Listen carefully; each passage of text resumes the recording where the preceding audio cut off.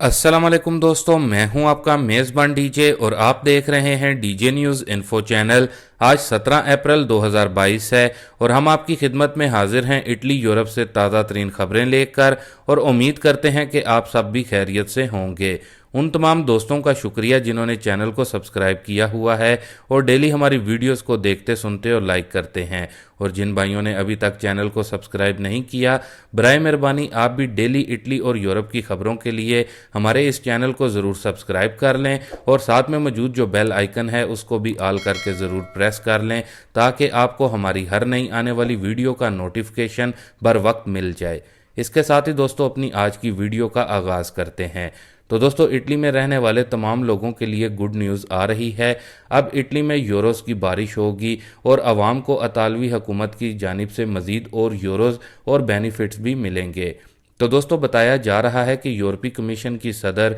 Arsala von ने बाकायदा इसका ऐलान किया है कि यूरोपीय यूनियन की जानिब से इटली को 21 अरब यूरो की अदायगी का अमल शुरू कर दिया गया है, जबकि उनकी जानिब से इटली को मुबारकबाद देते हुए कहा गया है कि ये जो रकम है 21 अरब यूरोस की, ये ईयू नेक्स्ट जनरेशन यानी कि अगली नस्ल के प्रोग्राम के लिए दी जा रही है और ये इटली की नई नस्ल समेत इटली में रहने वालों के लिए नए मौके पैदा करेगी। काम से मुतल्लिक और मज़ीद बेनिफिट्स को भी बढ़ाया जाएगा। उनकी जानिब से मज़ीद ये भी बताया गया है कि यूरोपीय यूनियन ने वबा से मुतासरा रुकन ममालिक के लिए फंडिंग प्रोग्राम की मंजूरी दी थी, जिसके तहत इटली को मजमूई तौर पर 200 अरब यूरोज़ मिलने हैं, जो किसी दूसरे यूरोपीय मुल्क से सबसे ज़्यादा अमदाद है। ख्याल रहे दोस्तों, इस अमदाद की पहली किस्त के तौर पर 21 अरब यूरोज़ की अदायगी की जा रही है, जिसके लिए अमल शुरू कर दिया गया है। इसके अलावा जो अपनी अगली न्यूज़ अपडेट आ रही है उसके मुताबिक बताया जा रहा है कि यूक्रेनी महाजरीन की तादाद 57 लाख तक पहुंच सकी है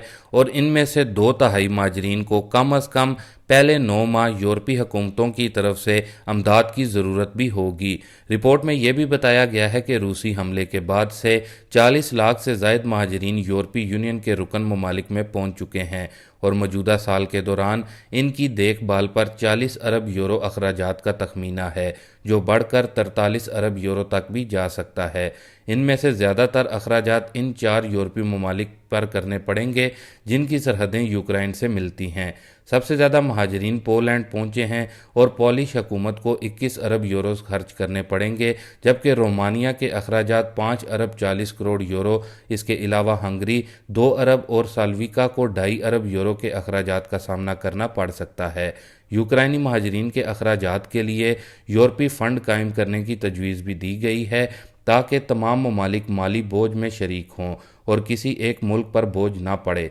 यूरोपीय यूनियन पहले ही महाजरीन की मदद के लिए 10 अरब 42 करोड़ यूरो की फ़ंड्स को हरकत में ला चुकी है, लेकिन ये दरकार 43 अरब यूरो से बहुत कम है। रिपोर्ट के मुताबिक आने वाले बरसों में ये अखराजात ज़ीरो होते जाएंगे, जबकि यूक्रेनी महाजरीन मुलाजमतें करने लगेंगे और इस वक्त इन महाजरीन से यूरोपीय यूनियन की माशियत पर अच्छा असर भी पड़ेगा। जबकि दोस्तों दूसरी जानिब हालात में ज़रा सी बेहतरी के बाद ही अपने मुल्क वापसी शुरू कर दी गई है। यूक्रेनी हुकूमत के मुताबिक गुज़िश्ता चंद रोज़ के दौरान 9.25 लाख महाजरीन वापस अपने मुल्क में आए हैं और इनमें अक्सरियत ख़वातीन और बच्चों की है। यूक्रेनी बॉर्डर फोर्स के तर्जुमान के मुताबिक इस वक्त योमिया 25 से 30 हज़ार शहरी वापस यूक्रेन दाखिल हो रहे हैं, जबकि तर्जुमान ने बताया है कि बिलखसूस यूक्रेन के मगरबी हिस्से में सूरत हाल पुरअमन होने के बाद यूक्रेनी शहरी मुल्क वापस आ रहे हैं और इनका कहना है कि वो ज़्यादा देर बैरून मुल्क नहीं रह सकते। अक़वाम मुत्तहिदा के मुताबिक यूक्रेन पर रूसी हमले के बाद से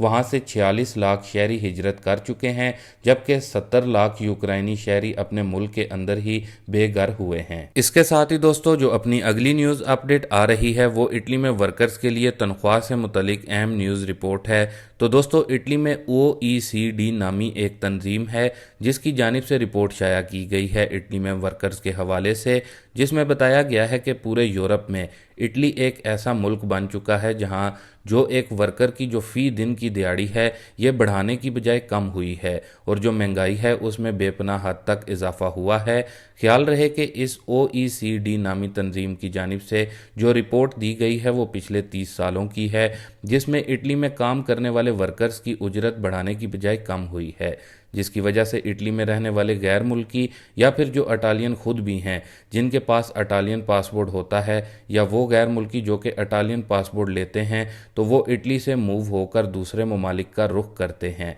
ख्याल रहे कि इटली में वर्कर्स की तनख्वाह से मुतलिक हम पहले भी आपको अपनी काफ़ी सारी वीडियोस में बार बार बता चुके हैं कि इटली के सेनेट में इटली में दिहाड़ीदार वर्कर्स की फ़ी घंटा उजरत को लेकर बिल पेश कर दिया गया हुआ है, जिसमें बताया जा रहा है कि अगर इतालवी सेनेट से इस बिल को मंजूरी मिल जाती है तो इटली में एक दिहाड़ीदार वर्कर्स की फ़ी घंटा उजरत 9 से 10 यूरो कर दी जाएगी, जो कि इटली में काम करने वाले वर्कर्स के लिए बड़ी गुड न्यूज़ होगी। लेकिन इस बिल को कब तक मंजूरी मिलती है इतालवी सेनेट की जानिब से, इस हवाले से अभी कुछ भी कहना कबल अज़ वक्त होगा। इसके बाद दोस्तों जो अपनी अगली न्यूज़ अपडेट आ रही है वो इटली के शहर वेनिस से आ रही है, जिसको इटली में पानी वाला शहर भी कहा जाता है। दोस्तों बताया जा रहा है कि इस शहर में लोगों को इस वक्त कोई भी पार्किंग स्पेस नहीं मिल रही। जो न्यूज़ निकल कर सामने आई है उसके मुताबिक बताया जा रहा है कि इस शहर में 1,20,000 से भी ज़ायद विज़िटर्स इस शहर में पास्कुआ मनाने के लिए पहुंच चुके हैं,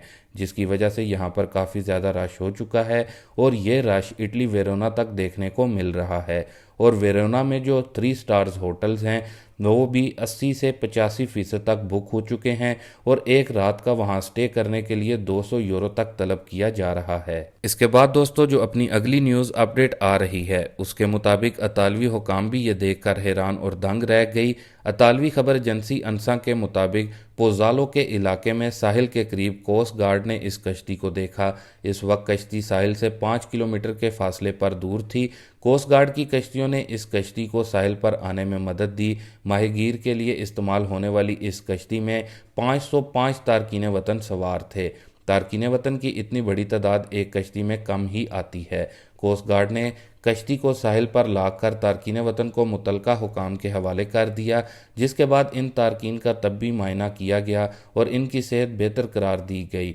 जबकि इन्हें करीबी सरकारी जो सेंटर्स हैं वहां पर आर्जी तौर पर मुंतकल भी कर दिया गया है। इसके बाद दोस्तों जो अपनी अगली न्यूज़ अपडेट आ रही है वो 350 यूरो रिफंड से मुतलिक है। तो दोस्तों अगर आपके पास भी कोई पर्सनल कंप्यूटर यानी कि पीसी वगैरह मौजूद है और आप उसका इस्तेमाल करते हैं और उसको कम से कम लिए हुए आपको 5 साल हो चुके हैं आपके पास और वो भी अभी काम बेहतर ही कर रहा है, लेकिन आप चाहते हैं कि आप इसको लेटेस्ट मॉडल में तब्दील कर लें यानी कि आप लेटेस्ट मॉडल को इस्तेमाल किया जाए, तो अब इटली में यूनिएरो की जानिब से एक स्कीम मुतारिफ करवाई गई है। आपने यूनिएरो का नाम तो सुना होगा जो कि इलेक्ट्रॉनिक डिवाइसेस से मुतलिक कंपनी है इटली में। आपने इनकी वेबसाइट पर जाना है और जो स्कीम मुतारिफ करवाई गई है उसको फॉलो करना है, जिसमें मुख्तलिफ़ किस्म के कंप्यूटर्स के मॉडल रखे गए हैं। आपने इनमें से एक कंप्यूटर को चूज़ कर लेना है और फिर आपने इस पर रजिस्ट्रेशन करवानी होगी,